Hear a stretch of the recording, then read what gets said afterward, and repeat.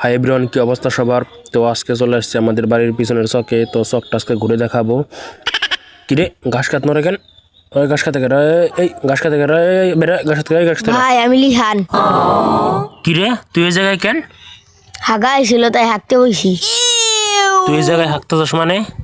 এই জায়গায় হাঁকতেছস কেন তুই? হ্যাঁ বল। জোর হাগা ছিল তাই হাঁকতাছি। তোর হাঁকাস দেখে তুই এই জায়গায় হাঁকবি নাকি? হ তুই এনে হাঁক চাস, তোরে হাঁকা তোর মাথায় নিয়ে দেখাবি। তোরে আমি 1,000 টাকা দিমু। হট মিয়া এগুলা কি করেন? হাগা কোনদিন মাথায় নুন যায়?